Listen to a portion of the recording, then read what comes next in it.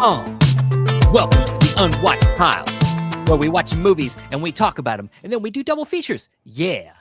Very much so. Yeah. Wow. I don't know why I did that. Welcome to the Unwatched Pile, the show where we dust off our unwatched movies in our collections and then watch one and then pair it with another movie in our collections that looks nice as a double feature. So I'm Stephen Billings, and of course with me is Andrew Cabral. How you doing, man?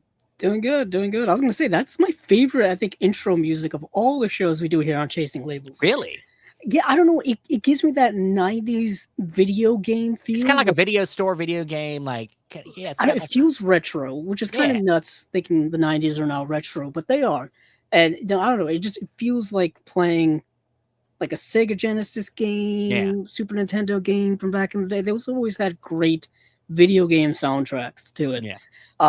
In a way, video games and movies and TV are all kind of intertwined now more than ever. So it's kind of appropriate. Yeah. But speaking of dusting off, stuff off of our shelves, this is going to be an interesting episode for me because it's going to be a movie that I've been wanting to watch for 20 years as of this year. So it is truly an Unwatched Pile pick to end all Unwatched Pile picks. Yeah, man. I when you told me you hadn't seen the movie you picked tonight, I was like, man, like that. I remember seeing that one. And this was a time in my film watching that I wasn't even really like into these type of movies. I think the only reason I saw it was because Brad Pitt was in it.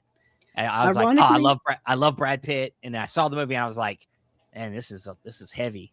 Ironically, this was actually around the time this movie came out. It was around the time where I started to kind of slowly get into movies like this. Like it was kind of one of those years for me where at the time I was 19 years old when this came out. So you're at that weird transition age between like teenage years and early adulthood where like you think you're mature, but you're not mature, and you're trying to be mature, all this kind of stuff. But yeah, I don't know if we wanted me to get into it right away, since we're kind of slowly getting into it. Well, I was just gonna say before we get into it, we do have a guest that was supposed to be here tonight. I'm not sure if he's gonna come or not. Mr. Chris Haskell. He hopefully will show up. We had him scheduled for tonight, but we'll see. Maybe he'll pop in at some point. Perhaps. But yeah, I guess we'll start with you, I guess, since our guest isn't here. Right on. So the movie that I'm talking about is Alejandro González Iñárritu's film Babel. This is the movie that came out in 2006, which is now 20 years ago. And I didn't realize that it had come out until I was, doing more research here for the episode, because for some reason I thought it was like later than that. But no, it was 2006. 2006, which is an interesting year for me personally. Like I said, I was around 19 years old. It was also the year I graduated high school. So it's like 20 years now since I graduated high school. And yeah, I remember seeing like TV spots for this movie, maybe movie trailers at the movie theater that they would play before the movie for this movie. Because I was going to the movies at the time. Like I said, late teens, of course I was. And I remember this was one of the first years where I actually started watching like award season shows, like Golden Globes, Academy Awards. I believe this was the year that The Departed won Best Picture. Yeah. So it was like Martin Scorsese got his due as a director. I think it's the only time he's ever won Best Director and all that kind of stuff. So I started paying attention to those types of movies at that time. I think, it was 06, and then of course 07 was when I started to pay attention even more. But I remember this movie getting a lot of critical acclaim at the time, and I was like, I know who Brad Pitt is. I know who Kate Blanchett was, because I was obsessed with Lord of the Rings at the time, as I am now. She was in that, as always. As always, yeah. As I like that's changed over 20 years. But this movie here, like definitely this type of high art drama award season type of movie. And after watching it, I can concur most definitely. And also made me kind of, because it's been a few years since I've seen an Alejandro González Iñárritu film. So diving back into his sense of drama and just, darker, more existential, more, tough films to watch. For those of you not familiar with his work, he did Birdman, he did The Revenant, he did 21 Grams, he did Amores Perros. And his movies, specifically those early ones, like in the 2000s, 21 Grams, Amores Perros, this, not exactly positive movies, Yeah. as one would say. I don't think he's has I he don't made it? I made mean, I like a guess movie that's like uplifting and like makes you feel happy at the I end. They're I all think Birdman's the closest we get. yeah, and even Birdman is like has Kinda existential dread in it, it's you kinda know? it's definitely a cynical movie. Yes, Um, cynical is a good term for that. yeah, Pessimistic is another term I would say for his movies, yeah, but they're just like they're tough to watch because he really put you through the ringer yeah. with the characters and the story, and this movie is of no exception. So for those of you who have never seen it, this movie is kind of four separate stories in four separate scenarios that have a connection with one another. They all kind of intertwine or connect with one another in a specific way. So you'll see some recognizable names in here. Brad Pitt, Kate Blanchett, Gail Garcia Bernal is in this film as well. And basically, the movie takes place kind of globally, actually. It takes place in Morocco, the United States, Japan, Mexico. And the central story, or at least the one that I think people remember the most, is the Brad Pitt and Kate Blanchett story. They are a couple that are on some type of, I don't know if it's a vacation or something like that, in Morocco, and something happens to where the Kate Blanchett character gets shot, and that kind of sets off all kinds of other things going on. There, and I don't want to give away too much of the plot, but let's just say that inciting incident kind of reverberates up into the other scenarios that go on in this movie. You have um, this Moroccan family of these two young boys that play into that. You have, like I said, Brad Pitt and Kate Blanchett, and then you have their children in the United States, and then you have a plot line that goes on in Japan that connects with everything as well. And all of these different plots are dealing with different themes, different aspects, different stuff going on. But like I said, they're all connected in some way, and specifically through one object. Actually, they're all connected by a gun. Coincident, something as small as that, and that's kind of at the fulcrum of this movie. How this one item can connect all of these people, but that's mostly like a MacGuffin.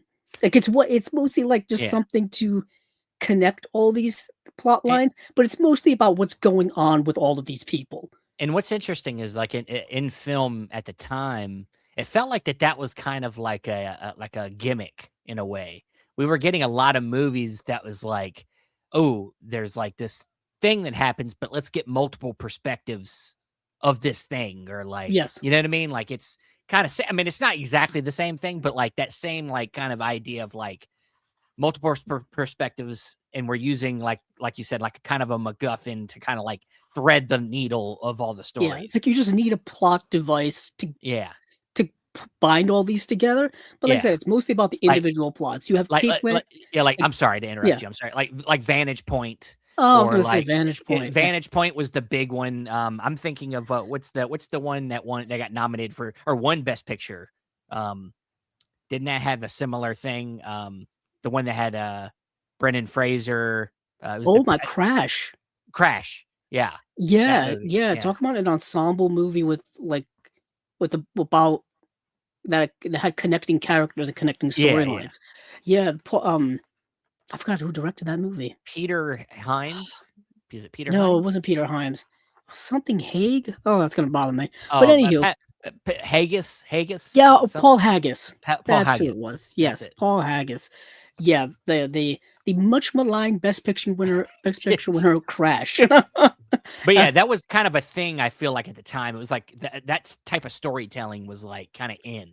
So, yeah, they also had that movie Bobby, which is about the yes. assassination Yeah. of Robert Kennedy, and it was told through a bunch of the perspective of the people who were in that, I think it was a hotel ballroom. It was At yeah, the yeah, the hotel uh, where he was shot. Yeah. yeah, and it had like, you had like the wait staff, you had like people in the crowd, you had all this kind of different perspectives. I mean, it's something that's been done in movies forever. Heck, Sure. I mean, Akira Kurosawa's Rashomon is one I of the most mean, notorious ones. Slacker, Yeah, it's like you like things that Nashville. I mean, yeah, yeah, it yeah, goes where on you and have on. all Yeah, these interlocking things. Yeah, Robert Altman loved to do that with yeah, his yeah. ensemble casts. So But the yeah, movie, Magnolia. Yeah, you mean yeah, it's oh yeah, gee, yeah, Paul Thomas Anderson and Magnolia.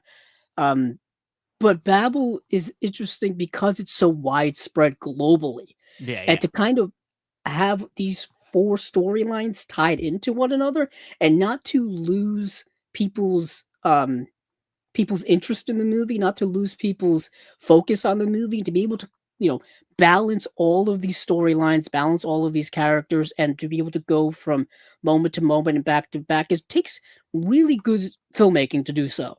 Sure. And Alejandro Gonzalez Inarritu, I always thought was a really good filmmaker.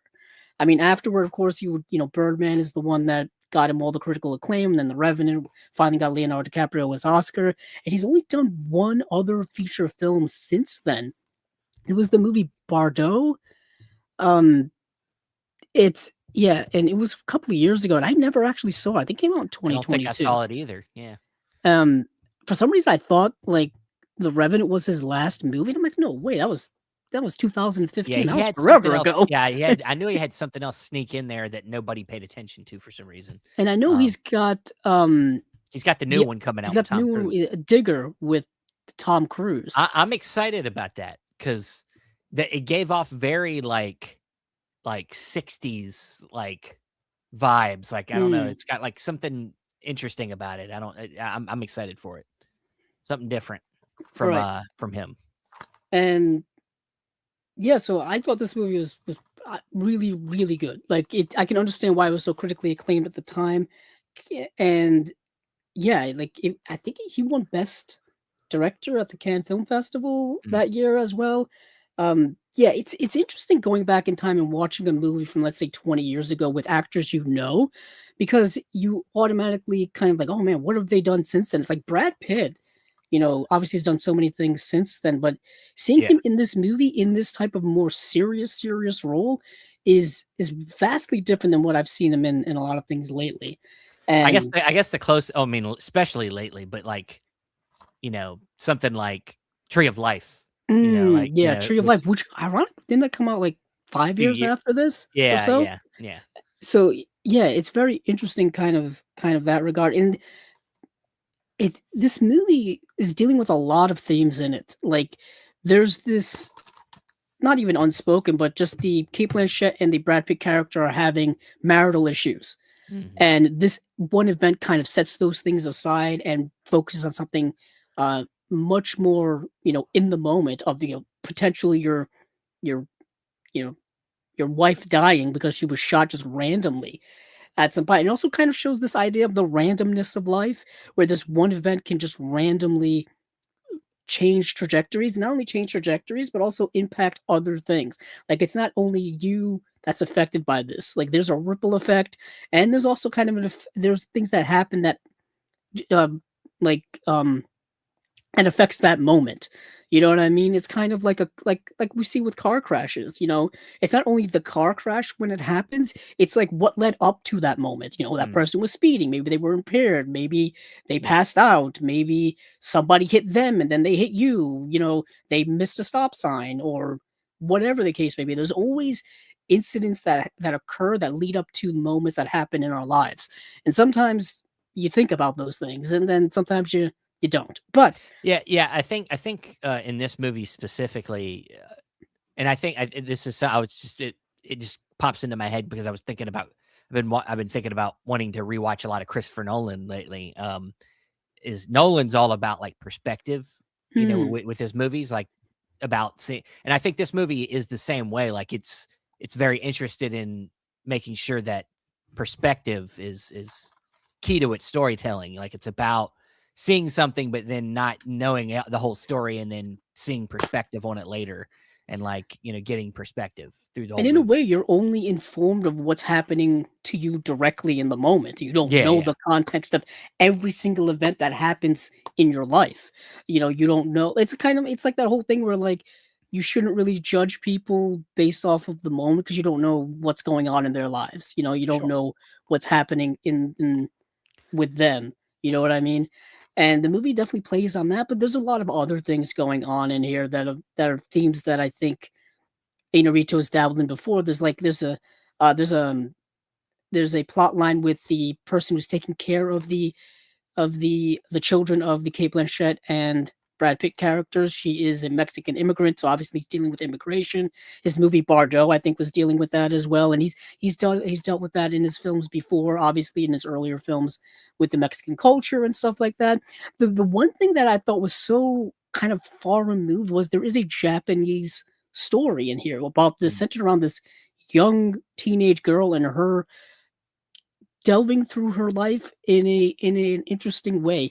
She is somebody who's a deaf mute and she has to communicate with people through sign language mm, and stuff like that, but she also has the extra burden of being a teenager and not understanding life and trying to figure those things out on top of having these limitations in terms of communication. So that's I thought that was fascinating in the movie.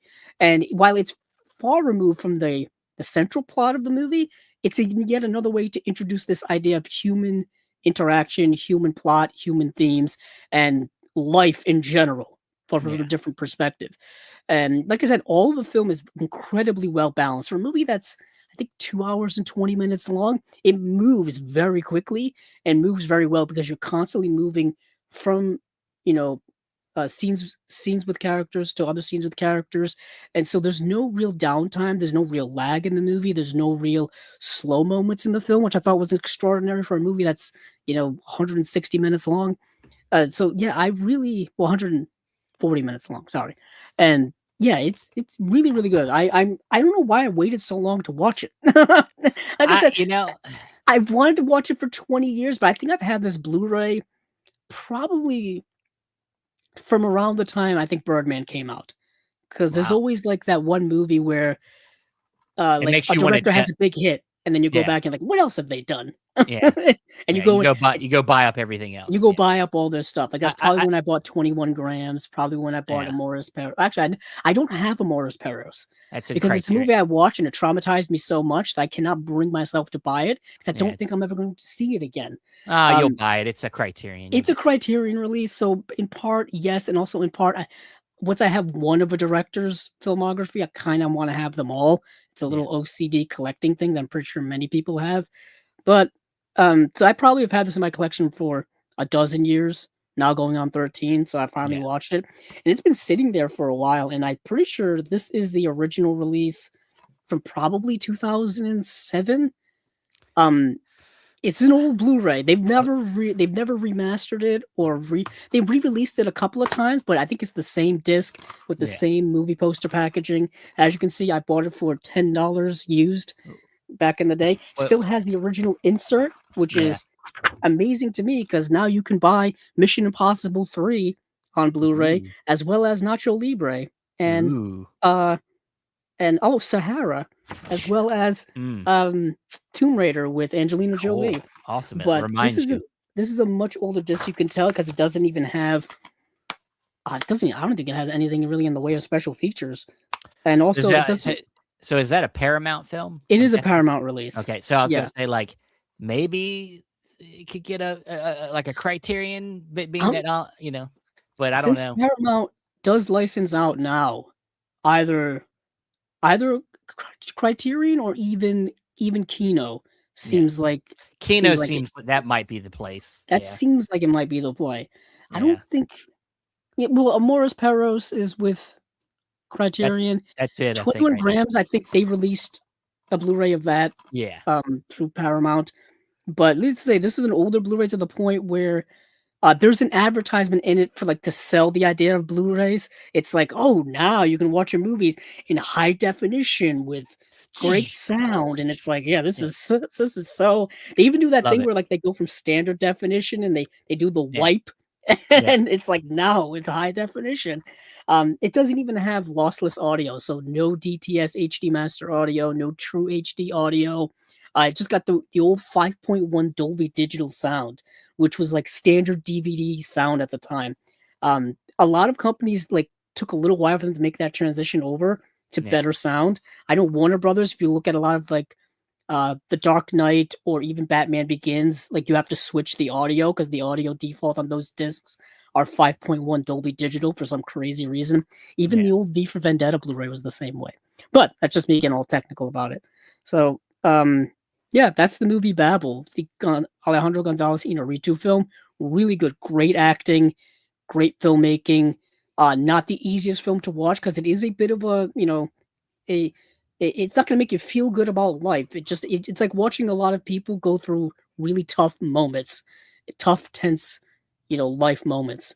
And I guess that's kind of what his thing is. I was gonna say, like, other than like Birdman, I mean, I think he spends his career trying to reimagine real life as close to real life as he can without getting it. Because I mean, he works with Emmanuel Lubetsky a lot, Mm, who has a very, you could say, documentary style in a way, very handheld, very super high defy, kind of like, like he likes to use a lot of natural light, mm. like Yeah, likes to, ironically, he's not the one who shot this movie. well, not that one, but like essentially, I think, I mean, this was after this movie, Mm. he would start working with him a lot more. I think at least 3 or 4 movies.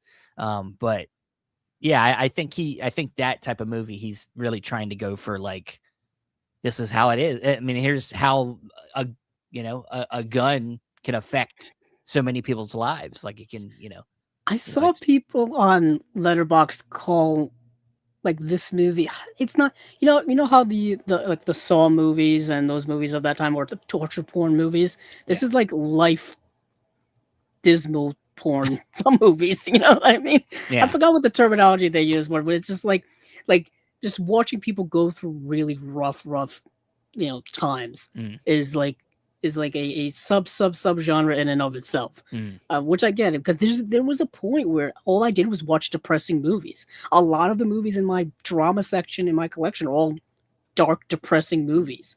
Not a lot of light in there for a lot of those, and feel like Inarritu is one of those directors who kind of makes those movies over and over again. There was that movie Beautiful from 2010 that is another one of his films I haven't seen yet. Yeah. Maybe that'll happen. Javier Bardem and Javier Bardem. Because I remember when that movie came out, I think Javier Bardem was nominated for an Oscar for it. Yeah. And I had not even heard about it at the time. Yeah. Yeah. So that's another movie perhaps in a future unwatched pile. Now that I think about it. But anywho, Babel. I know, Steven, your film is rather different than this, but also a darker film. It is.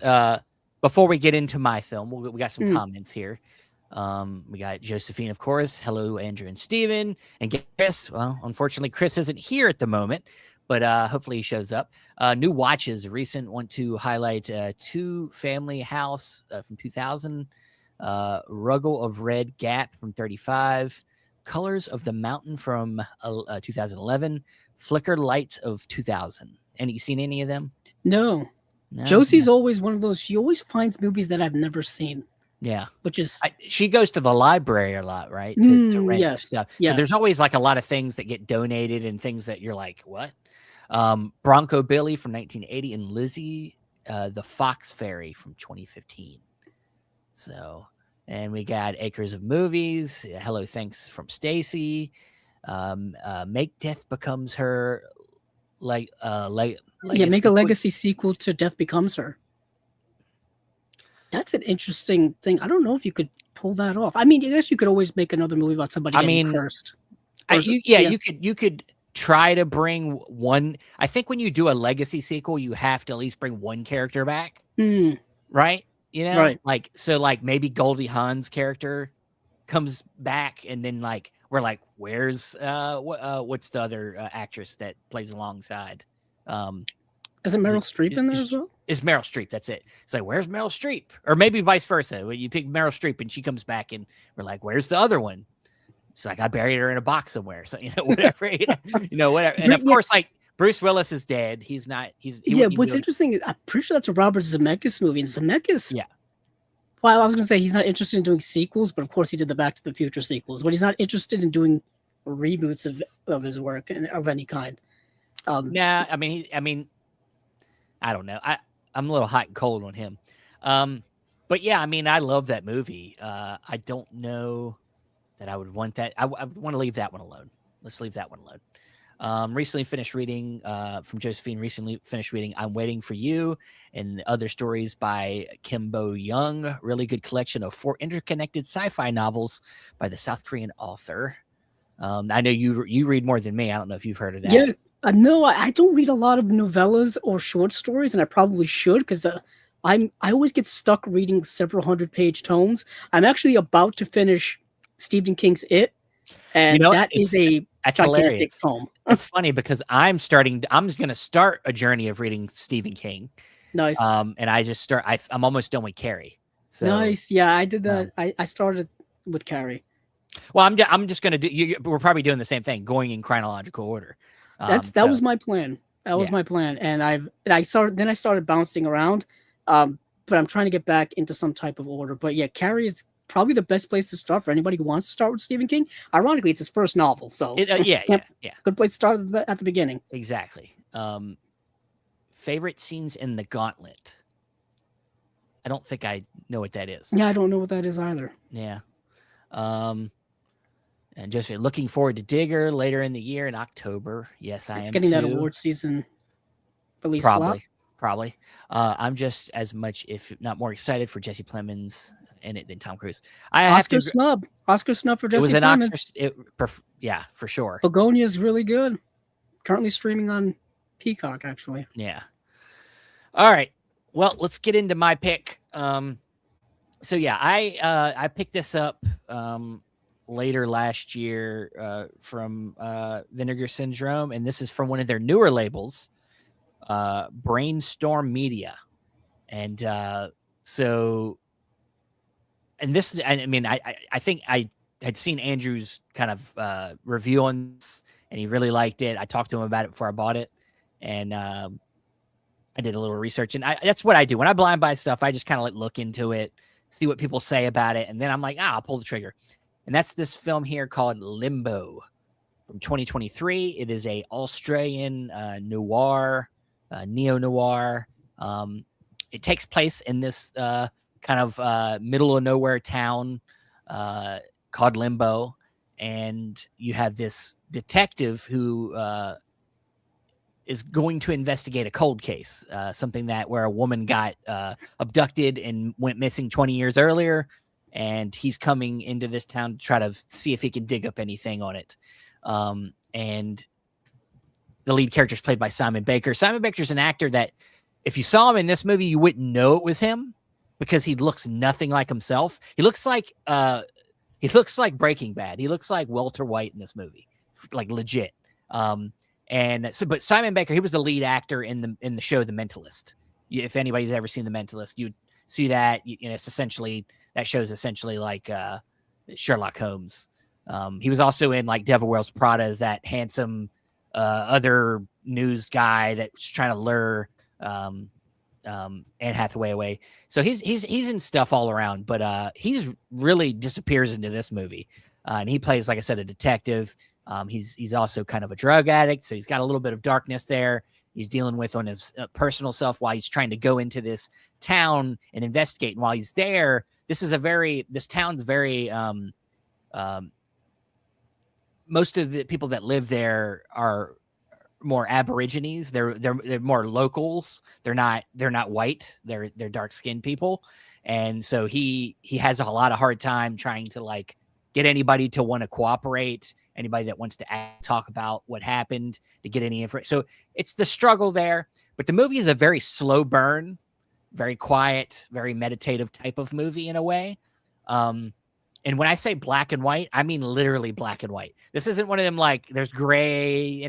No, this movie is more white than black, to be honest with you, because you're in the open outback shots during the day, and it's just a lot of brightness, a lot of white.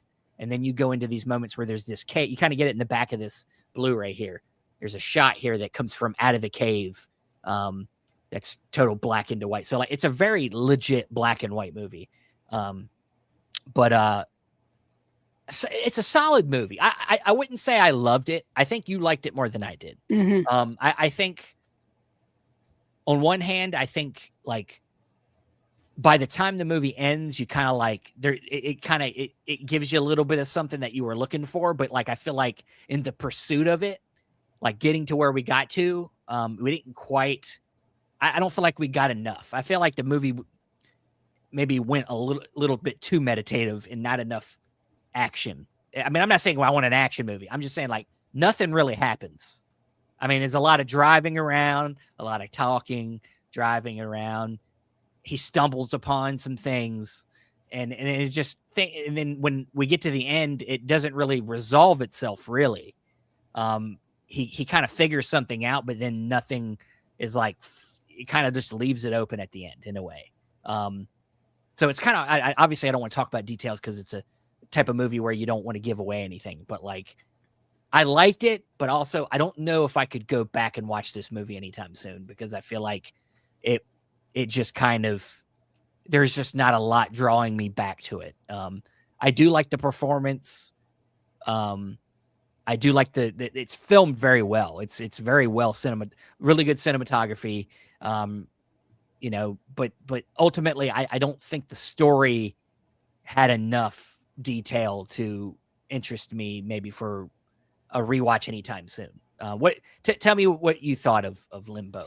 Yeah, I watched it last year when it was announced, and I watched it to talk about on Chasing Labels, and I really liked it a lot. Like I said, it is this like kind of modern day neo noir, Australian neo noir, black and white, stark black and white, like acid wash Yeah. black and white, Yeah.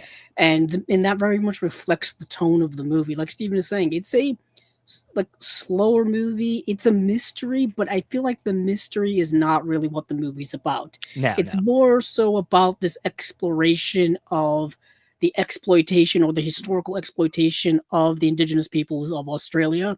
I feel like that's a big thing in the movie yeah. that they keep coming back to.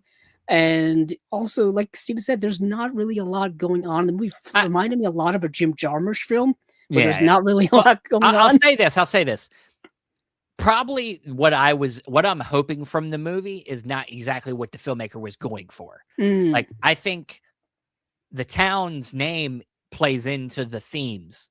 yeah. Limbo plays into the themes of what's going on. You got a lot of people that are kind of like stuck and they don't really have much going on in their life, kind of like the idea of what limbo is, or like purgatory or like somewhere where you're just kind of like stuck there and there's no growing and there's no getting advancing in life. You're just kind of like stuck with your demons, stuck with your thing. So it all makes sense. Yeah, if you You know, yeah. What's interesting is the movie's titled Limbo, the place is Limbo, the people in Limbo are stuck in Limbo. yeah, That's very prevalent in there. Even the character that Simon Baker plays is kind of like stuck in he's stuck Limbo. too. Yeah, It almost feels like he's like that the place that he's in, like he can't escape. It's like a Hotel California feeling to it, where like sure, because in a you way. can check Yeah, out anytime you like, but you can never leave. yeah, And it's interesting because it's isolated, it's in the middle of nowhere, it's in the desert, there's these isolated caves that are just, like, been there forever, probably been there for centuries. That plays into it, and, yeah, I was kind of entranced by the movie and the feeling that movie gave off, and it's kind of artsy, artistic, art house vibe that it gives. Also, like I said, Simon Baker's unrecognizable in the movie, which shocked me the most. yeah, Because he's a strikingly handsome individual, and sure. this movie is not playing on that at all. He's just like in like this detective in the outback, really. And yeah, I really like the movie a lot. But like I said, it had me hooked in it. But it's also a movie that you think like it's a murder mystery, so it's gonna be Yeah, like The Big Sleep, or it's gonna be like one of those, sure. Dashiell Hammett films, or it's gonna like a Raymond Chandler story, and it kind of is and kind of isn't. Um, so yeah, like I said, there's not a lot going on in the movie. So if you're trying to like if you want a movie that does a lot of things, or has a lot of action beats in it. By action beats, I mean like actual things happening. Not really that type of movie. I Yeah, guess that's what I appreciate about it. I think I can see why somebody would appreciate it, and that's why I think I gave it a 3.5 out of 5 stars. Like I think I appreciate the movie for what it is. I think it's a movie that in a way it's kind of like anti-mystery movie. Like it's Yeah, not a it's like it draws you in with the idea that there's gonna be a mystery.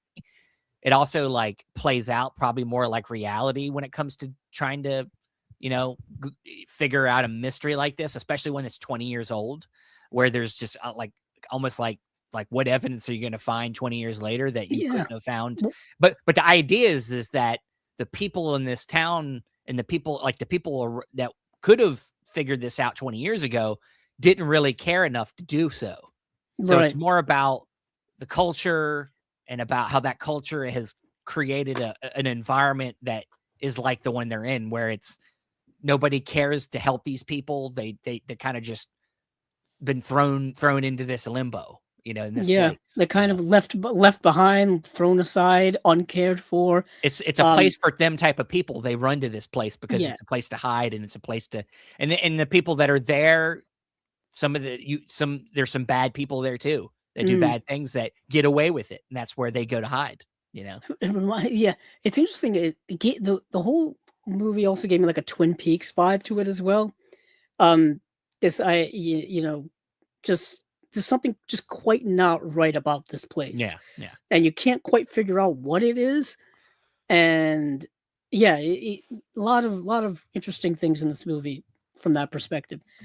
But yeah, that's the movie It, Limbo from it's an interesting a film. small sub label. Yeah, Small yeah, sub yeah. label. It is small. The releases got like, I think for a movie that's obviously as new as it is, you can't expect a lot in the sense of like, oh, we're gonna get a video essay, blah blah blah.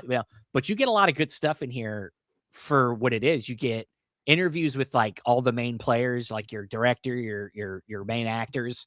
You get some behind the scenes footage. You get but in the booklet, you get a written essays by Alexandra Heller Nicholas. So there you go. Uh, that's makes this a worthwhile release all in itself. But we will flip back over to Andrew, and he's going to tell us what he paired with Babel. Ah, yes. So, um, yeah. So I initially was like, oh, what am I going to pair with a movie? That's unique like this. But yet again, kind of how we were talking. There's a lot of movies that take this plot device and kind of work with it. There's one that's actually I may have inspired it, perhaps inspired it, perhaps not. But there's always these types of movie where there's this one item that makes its way through a bunch of different people within Have the story, and that's the plot of the movie. I'm gonna write it down. I'm gonna um, write it down, and um, if I'm I right, I'll flip it up. Well, I'll flip it up, and if I'm okay. right, Want me to wait until you're done writing? yes. Yeah, let me wait until It's you're done writing before all I right. before I reveal my thing. All right, go ahead. Uh, so I'm going with Winchester 73. Damn it. What do you have? Gun crazy. Oh, okay. Actually, I could have gone with Gun Crazy. I didn't think of that. I was just thinking of That's a good what. one, though. Yeah, That's a what's good a one. movie where this item has this effect on a bunch of different people? And there's the movie Winchester 73. This is the For sure. Anthony Mann Western from 1950s, starring predominantly Jimmy Stewart. And it's about this gun, the Winchester, which is I forgot what I don't even know if it's on the back here where um it's like the gun that won the West. I think that's what it's called. I don't know if that's the slogan, but anywho, famous Winchester rifle that came out in 19th century Western United States. Um, Much coveted, much used, all this kind of stuff. It's historic for that reason. But in this movie here, the Jimmy Stewart character wins this, I believe, in a competition. He wins the grand prize in this competition. The shooting competition, ironically, is this Winchester rifle, which is brand new at the time. He wins it. It gets stolen from him, and then that person loses it, and then they get rid of it somehow. All kind. You understand what I'm saying? It makes its way through all of these people. It does eventually get back to the Jimmy Stewart character, but it's one of those movies where this item goes through all of these people. I mean, another movie that ironically I talked about here on I almost said Chasing Labels. It's not, but the Unwatched Pile is the movie War Horse, the Yeah. Steven Spielberg movie War Horse, where like the horse goes through all of these people until it makes its way back to its original owner. Um, but like in this case, it's the Winchester. And ironically, in Babel, the gun that is used for this inciting incident, the one that where the Cape Blanchett character gets shot in, is also a Winchester rifle. It's a type of Winchester rifle. So that was like, as soon as I saw that in here, because they Yeah. mentioned it towards the end of the movie, I was like, oh, there's my pick. It's going to be Winchester. There's a direct connection right there. And you see how this rifle affects the people that it changes hands to throughout the movie. And it's kind of just fascinating how you can structure a movie around that idea, around this kind of MacGuffin of an idea, and you build this plot around it. And this is a great like noir western from 1950. Anthony Mann was really good at melding genres. The western genre. He also did some film noir before he delved into the western genre. He worked a lot with Jimmy Stewart in the 1950s and late 1940s. Um, the Naked Spur, Bend the River, The Man from Laramie. That's a couple of other ones, the movies that they worked on together. The Far Country, I think, is another one that has an Arrow Blu-ray release.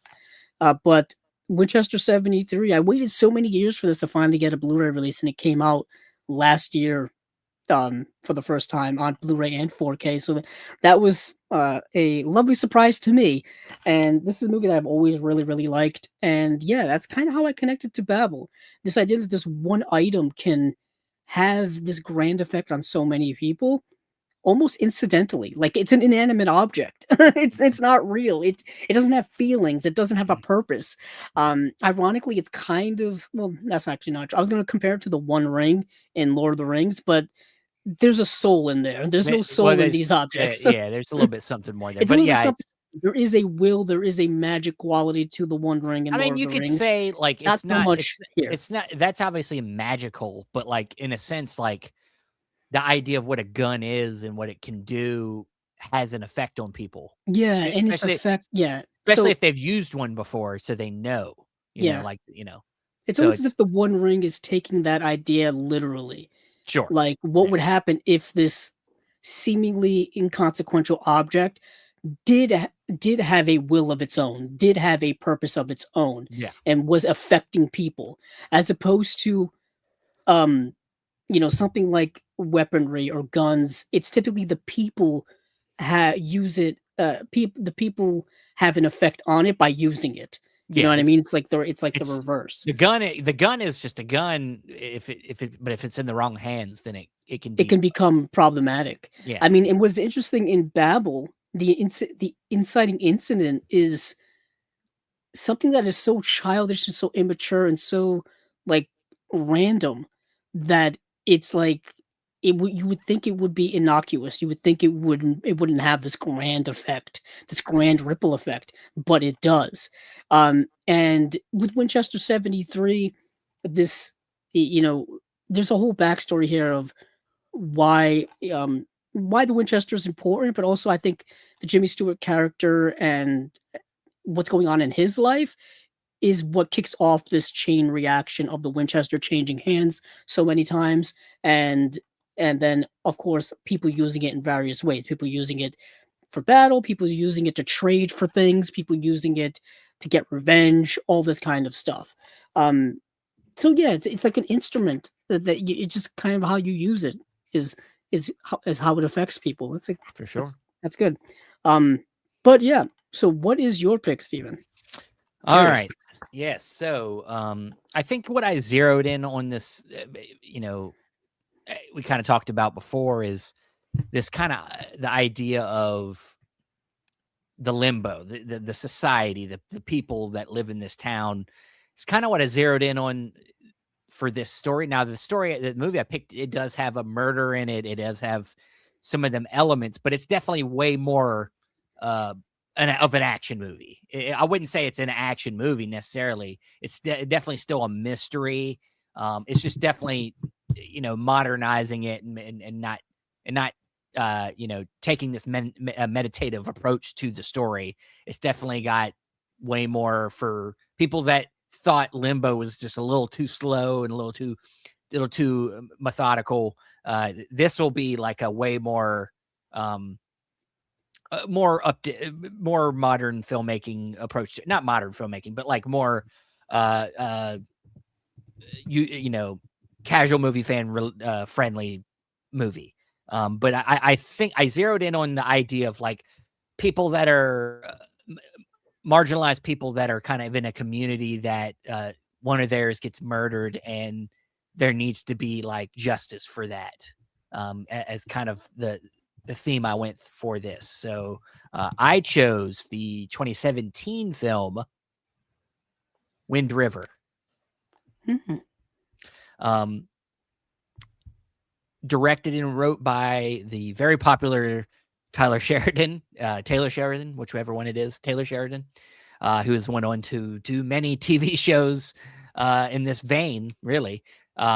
He did also, what he did, he wrote, what's the one with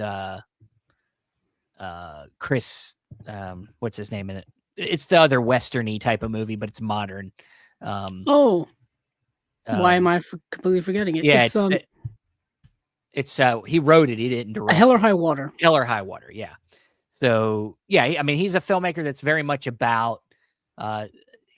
He likes his movies that are kind of pro-America, but also like he's very much like he likes to get into the nitty-gritty of like, he's almost like a Michael Mann of like the wilderness, or like like the ground level world. He likes to get very like into the weeds about like life as being like somebody that lives in the country, or somebody that lives in middle America, you know, kind of thing. Like he's all about that. And in this movie, we're in Wyoming, and this is on Indian reservation land, and you got Jeremy Renner, who's a wildlife.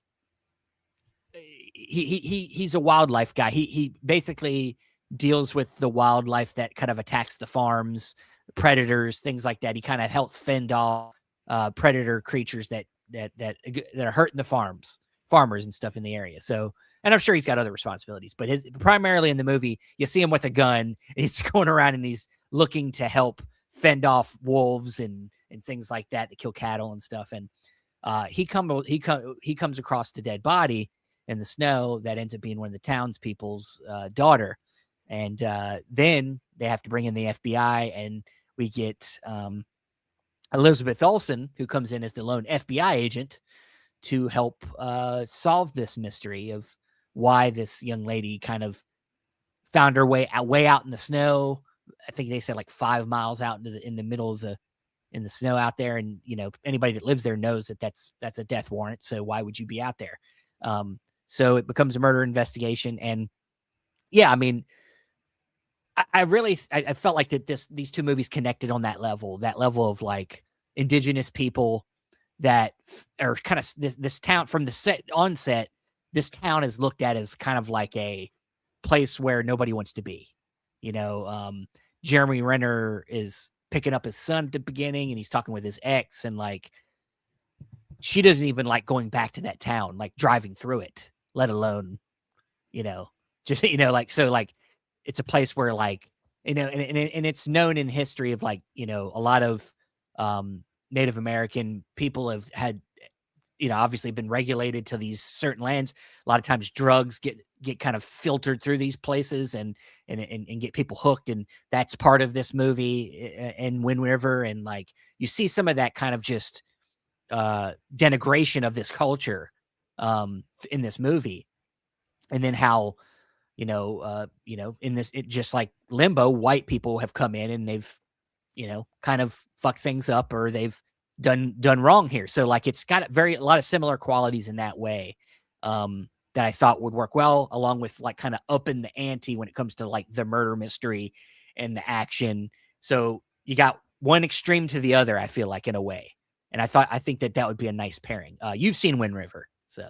I have. I saw it in the theater. Ironically, there's also a review for it here on the Chasing Labels YouTube channel from several years ago when it came out back in 2017 when I was doing movie reviews. And yeah, I was a big fan of Taylor Sheridan because I saw Hell or High Water, which I believe had come out before this, and he did not direct that film, but he was writing good screenplays. He wrote the screenplay for Sicario, the Denis Villeneuve film. I saw that in the theater. That was a hell of a ride. That was a hell of a ride in the theater. So I saw Hell or High Water, like I said. I also saw this movie, and like I said, there's a review up here for on the channel for it. And yeah, it's a really tense movie.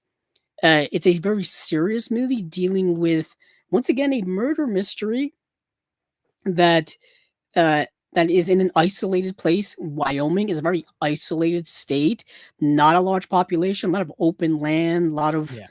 like cold terrain and stuff like that. And I think the Jeremy Renner character was like wasn't he like wildlife and game rain Yeah, he's coordinator or something? yeah. He like I said, he like deals with like Nature and animals and things yeah, like that, and keeping tracking things in he and tracks things. Yeah. regulate and hunting regulations and all that kind of stuff. And it is centered around a murder of, and they find the body of this indigenous woman out in the snow, the frigid cold. That's what I also remember about that movie. It looked frigidly cold. Well, that's the other thing too. Like visually too, I as I said, Limbo is it's a black and white movie, and it's very white. Mm, So I thought right. about how that's black and white, and how Wind River is literally it's color, but it's like all white. Yeah, because they're in the snow. Yeah. Yeah, they're in the snow most of the time, like trying to figure this out. Elizabeth Olsen's in the film as well. You get her outside, like fish out of water perspective of, 'cause I believe she works for the FBI. I want to say, Yes. and she comes in to assist on this investigation. She's completely kind of out of her depth when it comes to Yeah. this geographical area and all this kind of stuff. Yeah, and similar to Sean, not Sean Baker, Simon Baker. Simon Baker's character in Limbo. They don't want to. She's like a fish out of water in a way. Like she doesn't understand the culture. She's kind of like trying to be sensitive, doesn't know how to approach it, and she gets Jeremy Renner to kind of help her on her investigation. So. Right. Yeah, and a big theme in this movie that they do point out, specifically at the end of the movie, is the historical aspect of violence against indigenous women and how it's oftentimes there's unsolved crimes against them and all kinds of stuff like that. And the movie definitely takes that perspective on. So it's a very serious movie dealing with a very serious thing. Also commenting, of course, on the treatment of indigenous peoples in general within American history. I think that's also throughout the movie as well. As Stephen alluded to, the forced migration to reservations and all this kind of stuff done in the 19th century. So that's definitely a theme in the movie. But just from an aesthetic and just tonal perspective, man, it's another one of those movies like I was talking about with Babel, like a stark tone, like a serious, like no happiness whatsoever, nihilistic, cold, literally, and. Yeah, watching that movie in the theater was an experience.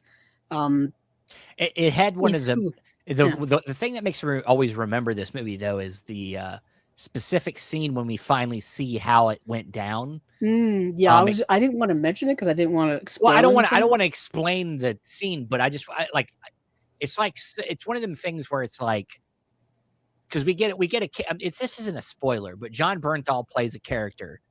And we know John Bernthal, he's the Punisher. And he's a very like kind of like he's a well put together guy, he can take care of himself. And so he's involved in the scene with the young lady that ends up getting killed. And the scene plays out where he gets kind of like overran by 5 other guys. And so like it's one of them scenes where it's like it's so brutal because it's so how strong he is, but he's like, there's no getting past this many people. Like, you know what I mean? Like, it's so kind of like helpless. There's a helplessness scene. And when you know that even he can't do nothing about this, Yeah.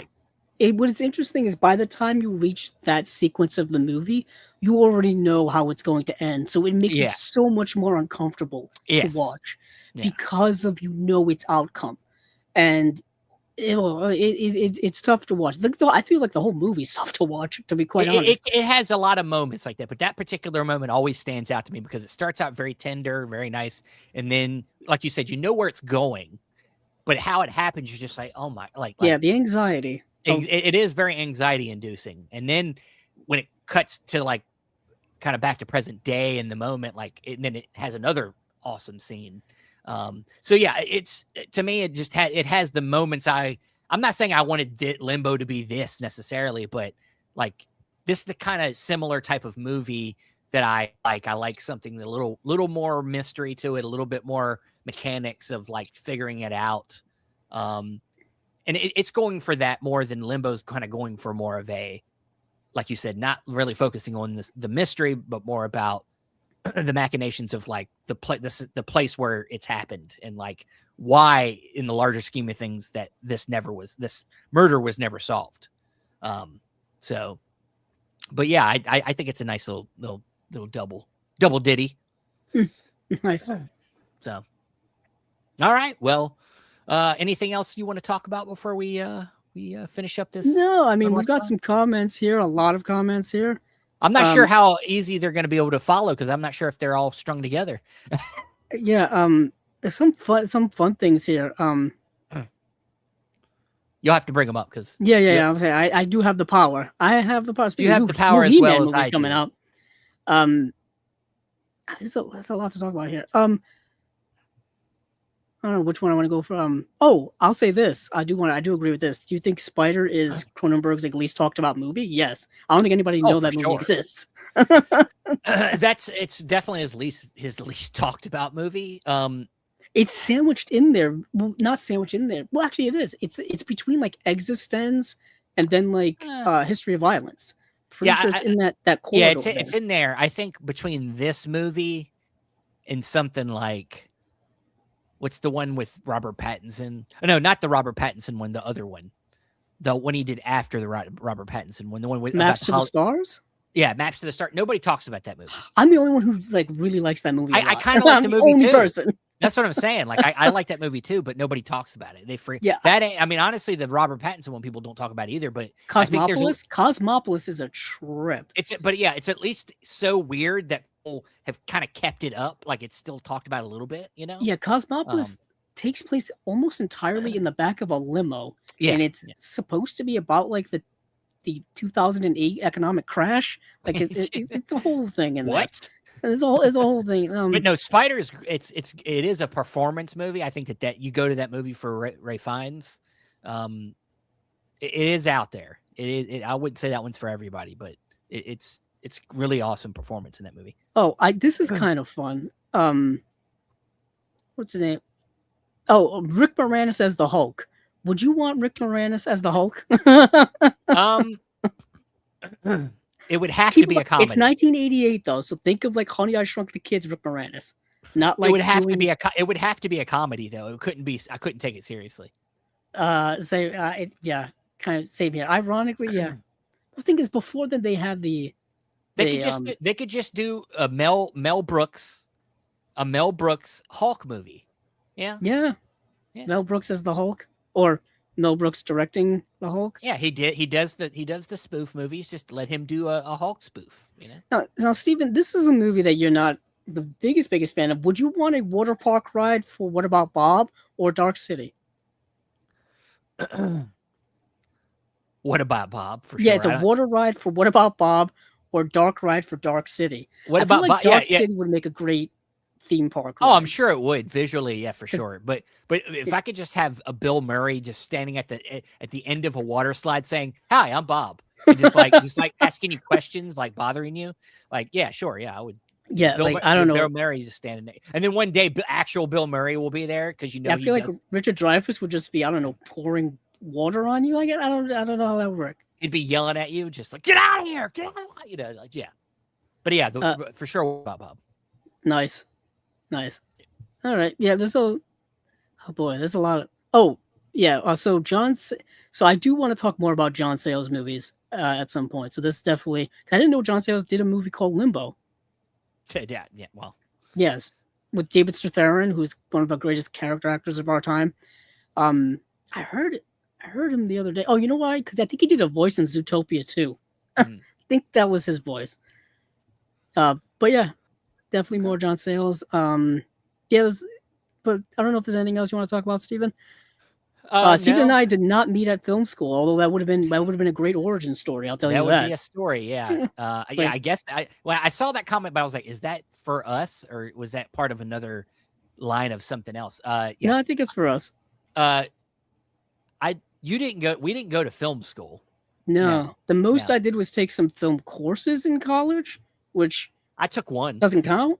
I Yeah. took one kind of analysis of film class once. I only went to 1 year of college. Otherwise, my knowledge of film is just from watching and talking and just being curious. And a lot of that denigrates over the years because my mind I get so consumed with normal life. But I know this man over here is a similar way. He Yeah, what's interesting is for recently with all the One Battle After Another critical acclaim and all that kind of stuff, you see a lot of older interviews with Paul Thomas Anderson, and he went to film school for like a couple of days, and then he completely yeah left. I think he told Charlie Rose on a Charlie Rose interview, like they told him that if you want to like make the next Terminator 2, then you should leave now. So he yeah yeah left, and it's like yeah, I don't need that negativity, and like because I want to make the next Terminator 2.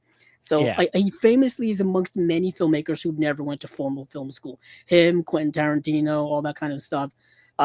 Famously, a lot of them just did not. They kind of just learned by watching movies. I think I told this on Chasing Labels recently. A lot of my film education was from watching movies and then yeah watching the special features on DVDs and Blu-rays. You may think they're ancillary nonsense or whatever, but you learn a lot about film history from a lot of older movie special features. You see a lot of the same people show up over and over again, and they talk about similar time periods in movies.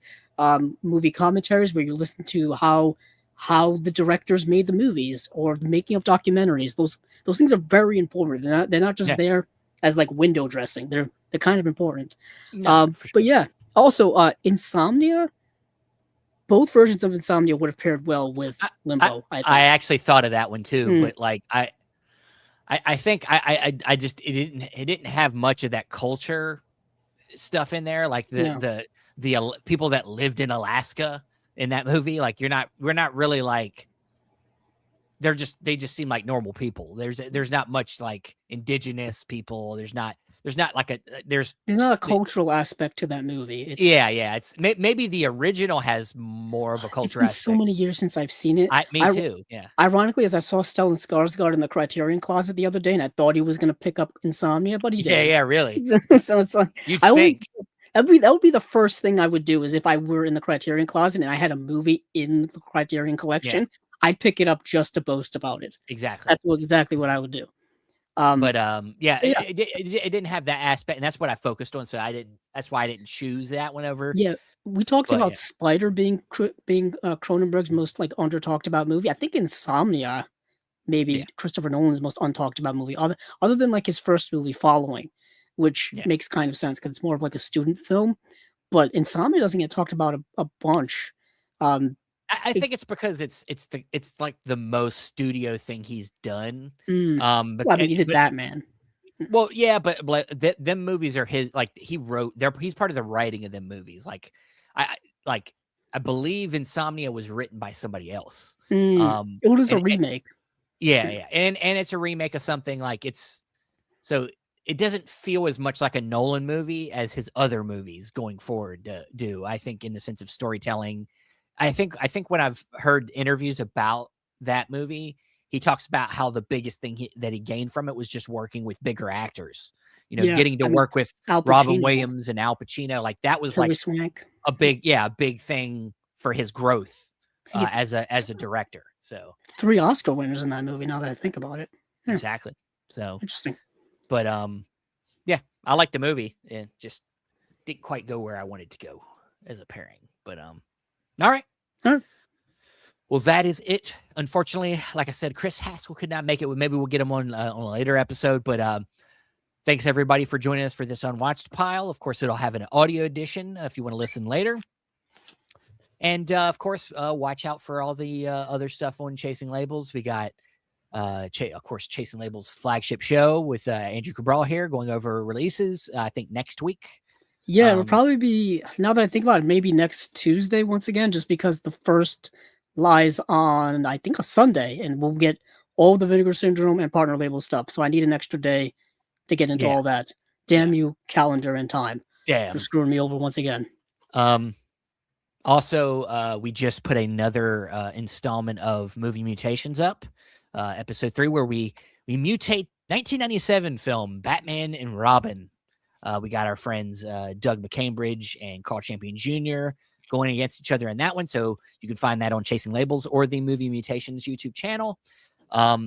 Also, of course, we are taking a break from Movies Down Memory Lane. So check that out, probably coming back later in February. Our most recent episode of that is when we discussed Martin Scorsese's Goodfellas. Yep. So a movie most people know of.